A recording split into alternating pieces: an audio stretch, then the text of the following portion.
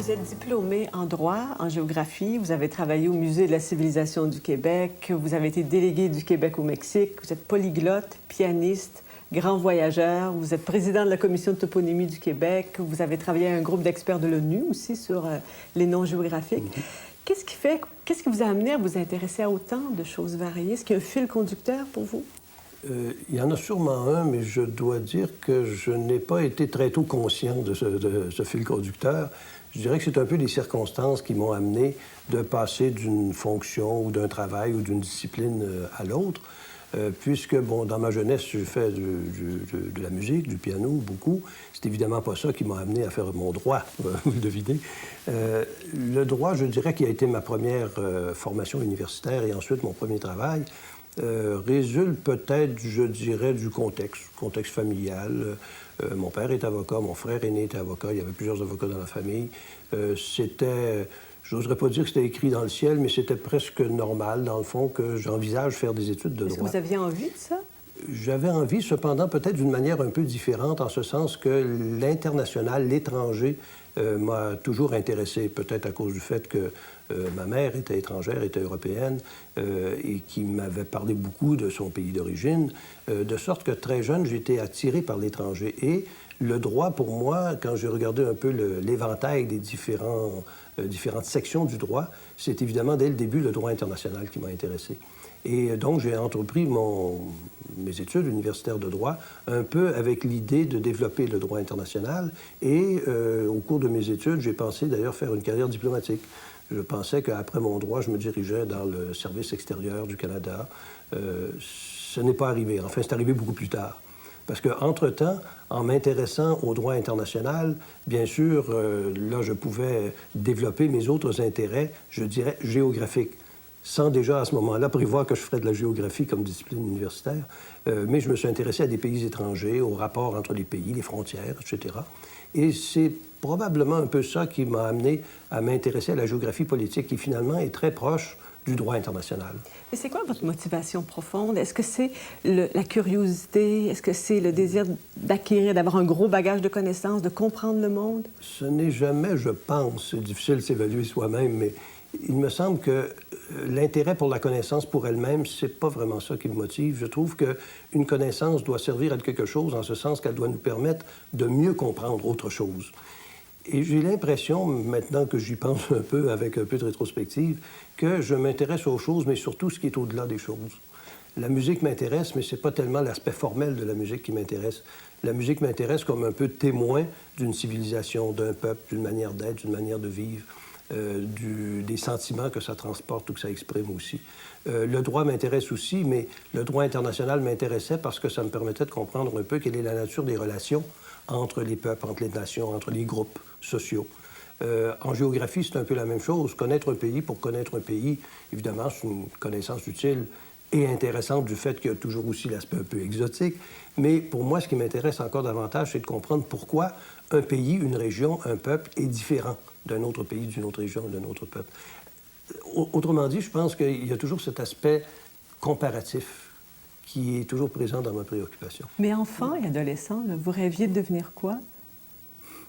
J'ai rêvé à plusieurs choses. Comme chaque enfant, j'ai rêvé être aviateur. J'ai fait un peu d'aviation, d'ailleurs. J'ai vite abandonné, bien que j'étais pilote pendant un certain temps. De petits avions, hein, pas plus. Ça a été un rêve.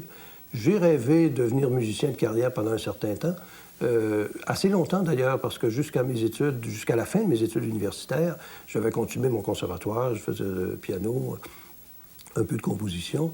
Mais c'est le bon Dieu qui a finalement décidé pour moi, parce que j'ai eu un accident d'automobile qui m'a privé de l'usage d'un bras, et par la suite, bien sûr, le choix était fait.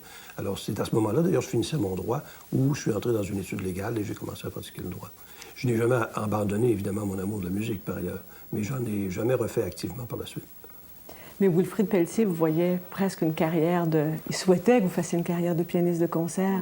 Vous dites, bon, c'est un accident, mais c'est pas l'accident lui-même qui a provoqué la paralysie. C'est une piqûre mal administrée qui a fait que... Oui, c'est ça. Mais je dois dire que c'est difficile à accepter, ça, non? Oui, mais comme j'étais en période d'interrogation, je me disais, bon, ben, le ciel décide pour moi. Parce que je dois dire que j'ai hésité. Lorsque j'ai terminé à la fois mes études de droit à l'université et mon conservatoire, j'ai hésité entre les deux. J'avais justement avec Wilfrid Pelletier joué le concerto d'Aram Khachaturian avec l'Orchestre symphonique de Québec et je pense que ça avait bien fonctionné. Mais j'ai eu une drôle de réaction. Je me suis dit, en m'écoutant par la suite, ça avait été enregistré, je me suis dit, c'est peut-être, excusez l'expression, le beginner's luck. Et je me dis, le jouer comme ça, c'est peut-être une chance que je ne pourrais pas répéter. Et j'ai eu comme une espèce d'hésitation existentielle sur ma capacité de faire vraiment une carrière, une bonne carrière de musicien. Vous avez eu peur? Peut-être un peu, finalement, oui. Et donc, j'hésitais. Et peu après, j'ai eu cet accident qui a décidé pour moi, finalement.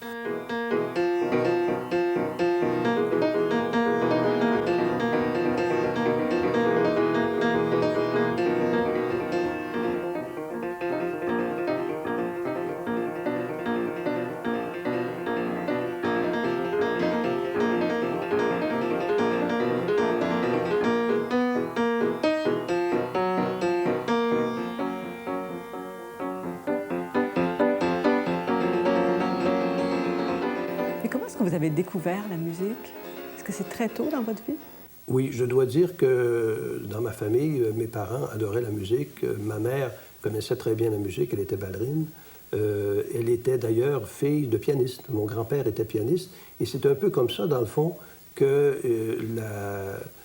la Russie est entrée dans la lignée familiale. Parce que votre mère était russe. Oui, mais mon grand-père maternel était d'origine belge. Et il était allé concourir à un concours international de piano à Moscou. Et les gagnants avaient la possibilité de jouer à la cour du tsar, devant l'aristocratie russe, quoi. Et donc, il avait gagné le deuxième prix, il a pu ainsi être amené à Saint-Pétersbourg et jouer devant une certaine noblesse. Et là-bas, le hasard a voulu qu'il rencontre une petite Russe dont il est tombé follement amoureux. Et il est retourné chercher ses bagages en Belgique, il est venu s'installer à Saint-Pétersbourg, et il a toujours vécu là-bas. Et c'est ainsi que, ma grand-mère est russe, et mes grands-parents ont eu tous leurs enfants en Russie, ont vécu en Russie jusqu'au début des années 30. Et mon grand-père, donc, a continué à faire de la musique, bien que, il s'était trouvé un autre travail pour vivre. À vrai dire, d'expédient, parce qu'il y avait eu la guerre, puis ensuite la Révolution. Bien sûr, les conditions étaient extrêmement difficiles, ils ont une vie pénible, mais il a toujours continué à faire de la musique. Et donc, ma mère étant issue de cette famille-là, la musique était importante dans notre famille. Mais comment vos parents se sont rencontrés? Parce que, votre mère était ballerine, elle était russe. Votre père était avocat de Québec. Alors, ils se sont rencontrés où et comment? Par pur hasard, mon père était à Paris dans un voyage, culturel mais touristique d'une semaine, je pense, 10 jours. Et il a rencontré par pur hasard ma mère à Paris, qui travaillait effectivement en France, mais en circuit. Elle faisait des tournées avec une troupe de ballet dans laquelle elle avait pu s'intégrer. Et ils se sont rencontrés par hasard comme ça. Ils se sont rencontrés quelques jours. Je pense qu'ils se sont vus 3 ou 4 fois. Par la suite, ils ont correspondu. Mon père est retourné fiancer ma mère 1 an après. J'ai entretenu une correspondance extrêmement active pendant une 2e année, après quoi il est allé la marier et la ramener au Canada. C'était aussi simple que ça. Mais dans les années 30, dans la ville de Québec, c'était pas une ville très cosmopolite. Votre mère était étrangère, elle avait une carrière, elle était ballerine. Oui, puis elle était russe en plus. Être russe à l'époque, c'était pas nécessairement un passeport facile. Non, je pense bien que d'une part, mon père a sûrement passé pour un original à l'époque, et deuxièmement, je crois que ma mère en a souffert beaucoup. Elle sentait peut-être qu'elle était longtemps considérée comme une étrangère, longtemps. Et je crois que c'était... elle aimait beaucoup le Canada, elle s'y était faite complètement, mais je crois que dans sa mentalité, elle se considérait également comme une étrangère. Je me rappelle que je viens de perdre ma mère il y a quelques semaines seulement, et quelques mois avant sa mort, elle me disait encore, en parlant des personnes qui restaient dans le même bloc appartement qu'elle, elle parlait des Canadiens. Je dis, quels Canadiens? Bien, elle dit, ceux qui vivent ici, là. Donc, je pense que chez elle, elle s'est jusqu'à la fin considérée un peu comme dans un pays étranger. Vous aviez beaucoup d'admiration pour elle. Qu'est-ce qu'elle a eu comme influence sur vous? Je pense, bien sûr, d'abord, une mère a toujours beaucoup d'influence, je pense, et tout particulièrement chez les garçons. Je ne sais pas pourquoi, j'ai l'impression de comprendre ça maintenant. Peut-être le fait qu'elle avait beaucoup des qualités que je reconnais maintenant avec les contacts fréquents maintenant que j'ai avec la Russie et les Russes, qu'elle avait plusieurs des qualités des Russes poussées presque à l'extrême, comme par exemple son caractère très inventif, son esprit de la récupération. Ma mère ne jetait rien, elle fabriquait un tas de choses, entre autres des poupées, elle fabriquait des centaines de poupées. qu'elle allait vendre d'ailleurs anonymement au marché aux puces. Parce que votre père n'aurait pas été d'accord? Voilà. Voilà.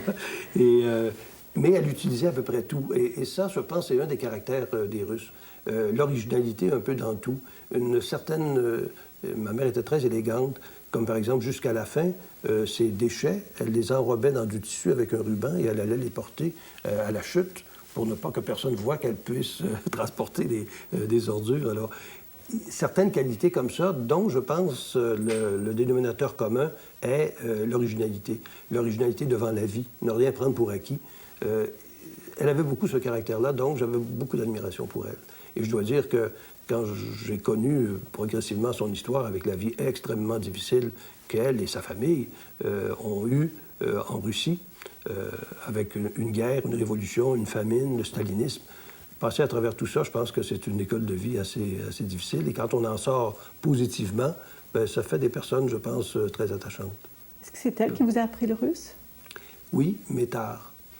Jusqu'à l'âge de 12 ans, à peu près, j'avais pas trop compris l'intérêt d'apprendre une langue étrangère, et tout particulièrement le russe, parce que ma mère ne parlait pas le russe à la maison. Mais à partir de l'âge de 12 ans, il faut dire que j'avais des oncles russes, donc aussi forcément, et qui m'écrivaient beaucoup, qui n'avaient pas d'enfants, et qui étaient contents d'avoir des petits neveux au Canada, et m'écrivaient, mais en parlant toujours de la Russie, en parlant de la musique russe, de l'histoire de la Russie, de l'histoire des tsars, des paysages russes, etc. Il rentrait dans ma tête à coups de lettres qu'un jour, il faudra que tu visites ce pays, etc. Donc, j'ai développé un intérêt assez tôt. Et j'ai commencé à en parler à ma mère, et c'est là que je me suis intéressé également à la langue. Et la deuxième langue, finalement, que j'ai appris, c'est le russe. L'anglais, je l'avais appris un peu à l'école, mais pas de façon très, très pratique. Je l'ai appris par la suite en France.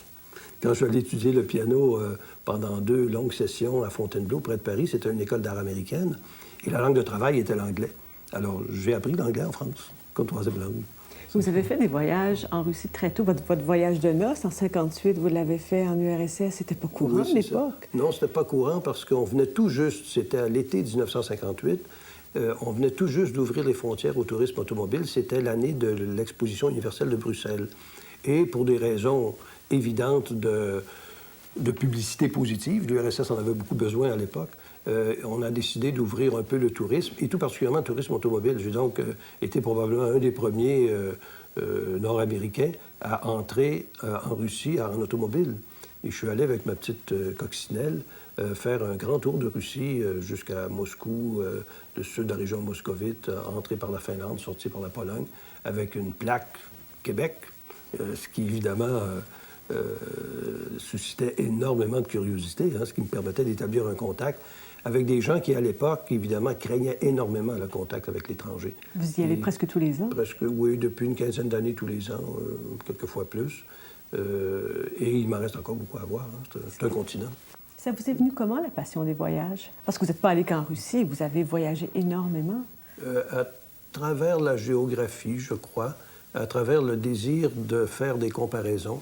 Et quand je vais quelque part, je veux prendre une image, si je vois une montagne, j'ai vraiment envie d'aller voir de l'autre côté pour établir des comparaisons. Et dans mes voyages, bien, lorsque je suis allé en France, j'ai voulu connaître par la suite les pays voisins, et ensuite les pays voisins de ces voisins-là. Et ainsi, progressivement, j'ai connu l'Europe. J'ai pu voyager dans tous les pays d'Europe, sauf l'Albanie. Et ça, je vous envie parce que je sais que vous êtes allés. Et c'est ainsi que je n'ai pas voulu faire une découverte... je dirais, systématique ou aveugle de la planète. En fait, je connais l'Europe, le bassin méditerranéen, l'Asie continentale, mais seulement jusqu'à l'Inde, et les 2 Amériques. L'Afrique noire et sud, et le sous-continent indien, sud-est asiatique, malheureusement, c'est encore inconnu pour moi.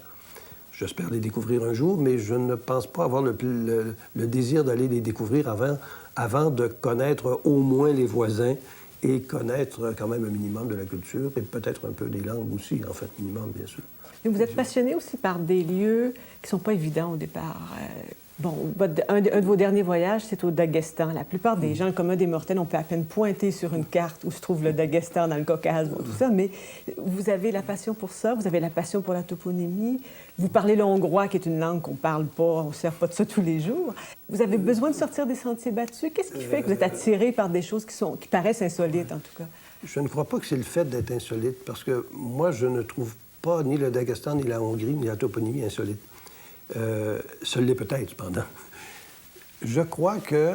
Je dis « je crois » parce que je n'ai pas choisi ces intérêts-là en fonction d'autre chose, en fonction, disons, de leur originalité, disons. Je pense, maintenant que je regarde par en arrière, que c'est peut-être la caractéristique de la convergence. La toponymie, c'est quelque chose qui comprend de la géographie, de la linguistique, de l'histoire, du folklore, etc. La toponymie, les noms de lieux représentent très souvent un mélange de tout ça. Et quand on étudie sérieusement la matière toponymique, on se rend compte effectivement que c'est une science de convergence et qu'on ne peut pas le regarder uniquement du point de vue linguistique. Je pense qu'on se tromperait, comme on ne peut pas le regarder uniquement comme une originalité folklorique. Vous vous intéressez depuis longtemps à la toponymie. Qu'est-ce que ça révèle de l'âme d'un peuple? Parce que quand vous en parlez, vous dites que, bon, on parle d'attachement, ça a des connotations émotives, mais qu'est-ce que ça révèle? Ça révèle beaucoup de choses. Vous savez, on dit souvent que nommer, c'est définir. Puis que nommer, c'est aimer aussi. Quand un enfant naît, la première chose qu'on fait, lui donne un nom. Je pense que ça révèle beaucoup de choses. Ça révèle d'abord le lien que l'on a avec un lieu. Parce que lorsque, par exemple, les Autochtones se promenaient en forêt et voyaient un lac, lorsqu'ils en parlaient par après, il fallait que ça évoque quelque chose. Et ce que ça a évoqué, ce que ça doit évoquer aux autres, c'est probablement en général ce que ça a évoqué à la personne qui l'a nommé. De telle sorte qu'un nom de lieu, très souvent, ça montre le rapport entre le nommant et le lieu. Bon, on sait par exemple qu'au Québec, il y a beaucoup de noms de saints. C'est très révélateur. Il y en a qui disent qu'il faudrait abolir ça, il y en a trop. Mais dans le fond, ça serait abolir un pan de notre histoire, parce qu'il y a eu une période où le mode de rapport entre la population et le territoire, c'était la colonisation. Et la colonisation se faisait sous le parapluie religieux. C'était des paroisses de colonisation que l'on ouvrait. C'est très révélateur. Mais en même temps, on a l'impression, je ne sais pas si c'est faux, corrigez-moi, on a l'impression qu'il y a plus de noms de saints sur les cartes géographiques du Québec. Il y en a qui ont été canonisés. Il y en a tellement. Vous savez, la religion était tellement importante à une époque, et ça aussi, je trouve que c'est une leçon de l'histoire, que la population elle-même canonisait le territoire au-delà des saints eux-mêmes qui sont dans le ciel, parce que très souvent, on a inventé des noms de saints. Par exemple, dans la région de Charlevoix, il y a une série de paroisses, de villages aussi, qui portent des noms de saints. C'était pas en l'honneur des saints en question. C'était simplement la canonisation du nom du curé du séminaire qui était là-bas dans les terres. Avez-vous des exemples de ça? Pas précis, mais je donne un exemple, par exemple, où on va nommer un lieu Saint-Onésime. Bon. C'est pas parce que le Saint-Onésime est important, c'est que le curé fondateur s'appelait Onésime Gagnon ou Onésime Langlois. Et ça, c'est très, très fréquent. Mais si nommer un lieu, c'est aimer, c'est en prendre possession, j'ai l'impression qu'on n'a pas beaucoup de façon originale d'aimer au Québec. On dit qu'il y a 200 lacs longs, c'est pas... on aime pas mal tout le temps de la même façon, non? Est-ce qu'on a une toponymie qui est pauvre par rapport à ce qui existe ailleurs? Non, je dirais que non.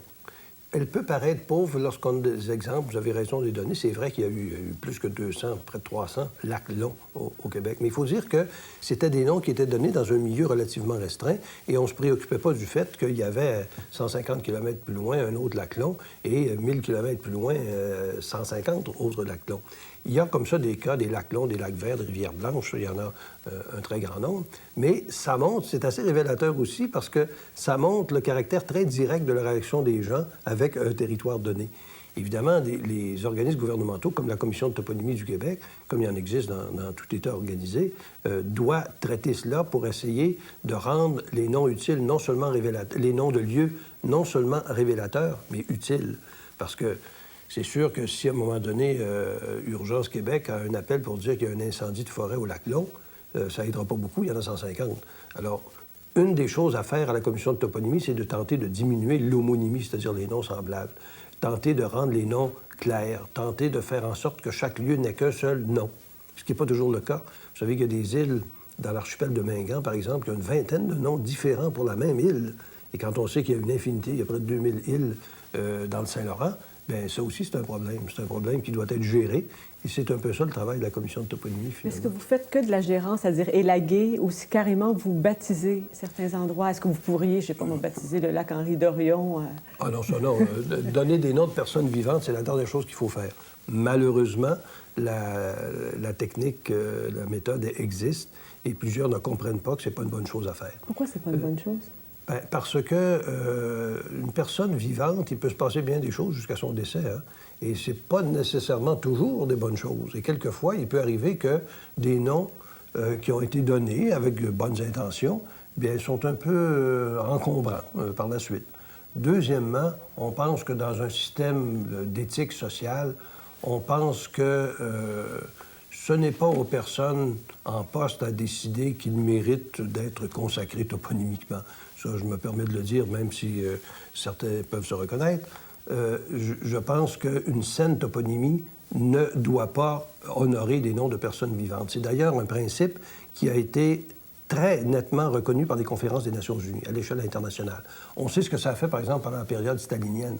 Il y a eu des dizaines, sinon des centaines de villes et de villages en Russie qui s'appelaient Stalingrad, Stalino, Stalinabad, etc., Staliniri.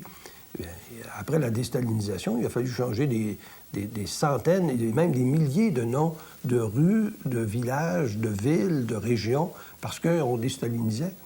C'est la même chose même à l'échelle locale. Hein. Et bon, c'est un des principes, c'est un des nombreux principes que les commissions de toponymie doivent appliquer. Les noms de lieux, c'est quelque chose, à mon avis, de très, très culturel, très révélateur, mais c'est également un objet qui se gère, parce que les noms de lieux servent à localiser. Il faut qu'ils localisent de façon non équivoque. Vous savez, quand il y a une fusion de 3 municipalités et on se réveille du jour au lendemain avec 3 rues des Érables, 2 rues des Églises, 3 rues du Collège, bien, on devine que pour la livraison du courrier, c'est un problème.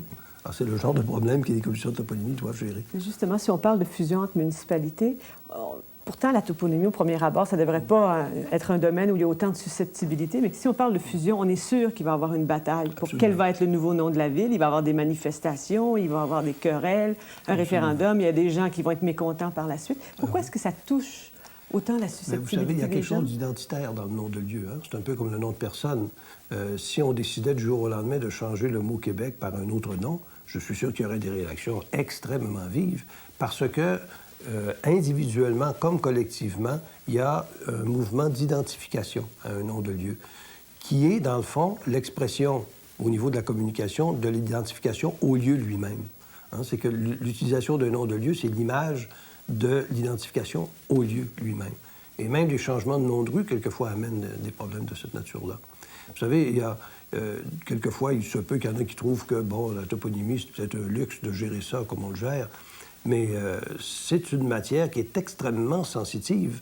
Vous savez, par exemple, vous avez sûrement vu dans les journaux récemment que la raison pour laquelle la Grèce s'oppose à la reconnaissance de la Macédoine, c'est à cause du nom. C'est uniquement à cause de ça. Récemment, il y a 3 ans, au moment où, pendant la fédération de Tchécoslovaquie, il y a eu au moment où on était en train d'adopter la nouvelle Constitution, il y a eu une manifestation dans les rues de Bratislava où il y avait 50 000 personnes qui exigeaient le trait d'union dans la trait d'union Slovaquie, parce que pour eux, c'était l'image du fait que c'était 2 pays unis dans une fédération. Et le mettre ensemble Tchécoslovaquie d'un nom, Československo en tchèque et en slovaque, bien, c'était au contraire la manifestation du fait qu'il n'y avait qu'un seul pays. Alors, vous voyez, c'est vraiment une question identitaire. Et les Slovaques voulaient, à cette époque-là, s'identifier à la Slovaquie et non à la Tchécoslovaquie. Oui. Mais si la toponymie, c'est une question d'identité, c'est aussi une question de mémoire collective. On espère que ça va se transmettre de génération en génération, que les gens vont se souvenir pourquoi telle rue s'appelle du nom de telle personne. Mais si on regarde au Québec, Wilfrid Pelletier, pour la plupart des jeunes, c'est une salle de concert. Pierre Laporte, c'est un pont. Jean Lesage, c'est une autoroute. Louis-Hippolyte Lafontaine, c'est un hôpital psychiatrique ou un tunnel. Puis dans quelques années, on pourrait même dire que René Lévesque, ce sera un boulevard aussi. Pourquoi est-ce que ça se perd si rapidement? Vous savez, il y a la proportion de la réalité historique qui se perd est de toute façon extrêmement élevée. Et je me dis, si la toponymie peut contribuer à en retenir une partie, ne serait-ce que comme tremplin pour connaître l'origine réelle du nom, bien, je pense qu'il y a une partie du patrimoine qui est sauvée. Vous avez raison, ça se perd et je pense bien que la salle Wilfrid Pelletier, peut-être plusieurs ne savent pas, hein, et dans l'avenir encore plus, que c'était un grand musicien, un grand chef d'orchestre et un grand musicologue. Mais au moins, le nom reste. Et peut-être que ça va raviver le souvenir de Wilfrid Pelletier, ou du moins, comme vous disiez si bien, conserver cette mémoire. Mais est-ce qu'il y a des endroits dans le monde où on cultive mieux ou plus la mémoire collective qu'ici? On est un pays jeune et peut-être qu'on a à apprendre à bien conserver les choses de notre histoire et notre mémoire. C'est sûr que la profondeur historique ici est bien moindre que ce qu'on retrouve dans les vieux pays, comme on dit, mais je pense que c'est une chose qui collectivement s'apprend dans la mesure où plusieurs secteurs, des disciplines, y contribuent. Et c'est une des contributions, peut-être modeste, mais de la toponymie. Et effectivement, il y a des pays où la connaissance toponymique est assez extraordinaire. Quand j'ai visité le Caucase récemment, évidemment, quand j'arrivais dans un village, tout de suite, je demandais qu'est-ce que ça veut dire. Je dois dire qu'il est arrivé très rarement qu'on ne puisse pas me l'expliquer. Parce que justement, on a là une identification au lieu qui est tellement profonde que toutes les manifestations de ce lieu-là, y compris son nom, sont bien connues de la population. On a peut-être à cultiver ça davantage chez nous. Alors, vous souhaitez de continuer à faire des voyages, puis de nous faire partager aussi, dans vos émissions de radio, entre autres, nous faire partager tous vos souvenirs? Ah ben, je vous remercie. Je continue mon enseignement et j'espère que je passe un peu dans mon enseignement, dans mes conférences, l'amour que j'ai de la géographie. Je vous remercie. C'est moi qui vous remercie.